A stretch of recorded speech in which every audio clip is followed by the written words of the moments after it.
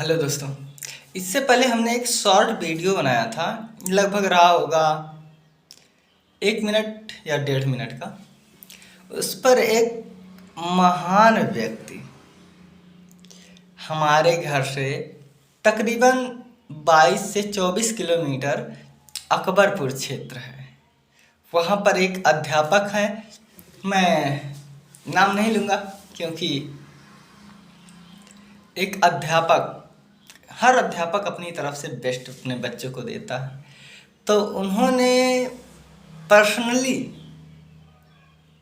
वो हमारे कॉलेज में आए थे एडमिशन कराने, और इधर से मैं भी गया था टहलने, सर बुलाए थे। तो मुलाकात हो गई और हमारी उनकी चर्चा परिचर्चा लगभग आधे घंटे हुई।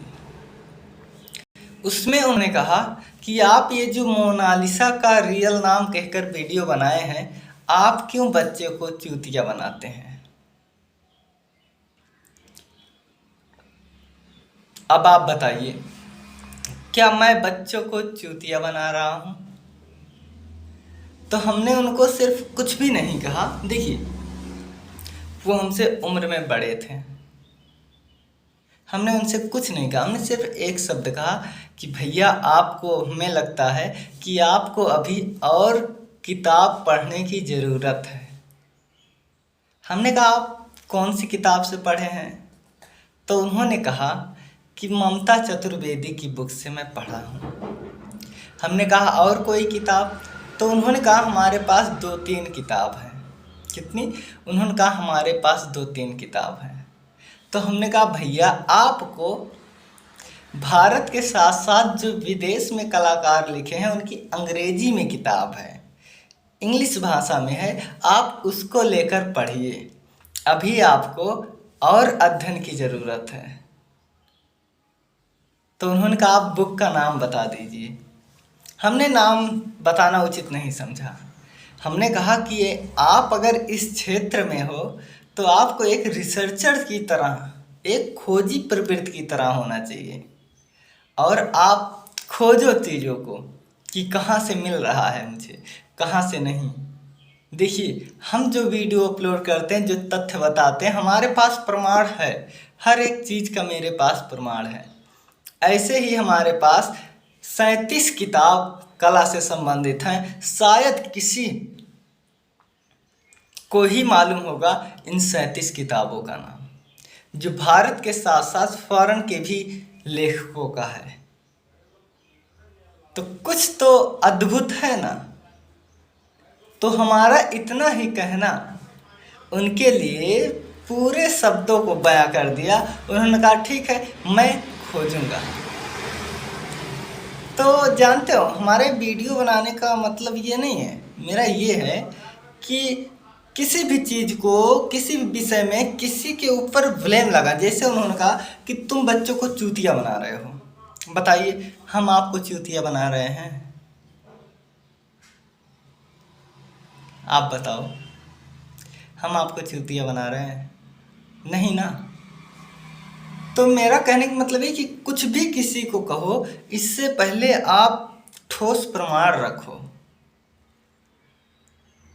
तब तब उसके बाद किसी के ऊपर ब्लेम लगाओ। अभी तो मेरे जीवन की अभी तो ये पहली दूसरी सीढ़ी है।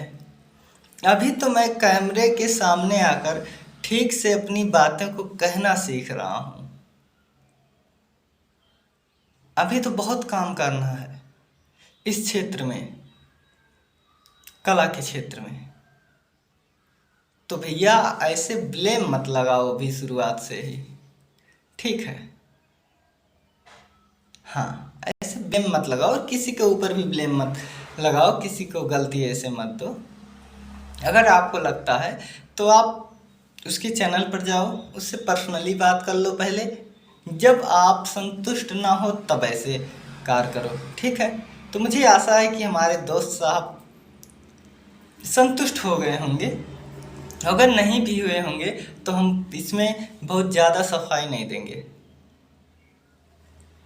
क्योंकि हम लोग जब कलाकार को पढ़ रहे थे तो उसमें एक कलाकार थे भूपेन खक्कर। भूपेन खक्कर ने कहा था कि तुम सबको खुश नहीं कर सकते, उनकी एक रचना है कि तुम सबको खुश नहीं कर सकते, और ये बात बिल्कुल सही है। इसलिए हम किसी को खुश नहीं करना चाहते। हमारा काम है चीज़ों को एकत्रित करना, समझना और आपको प्रस्तुत करना।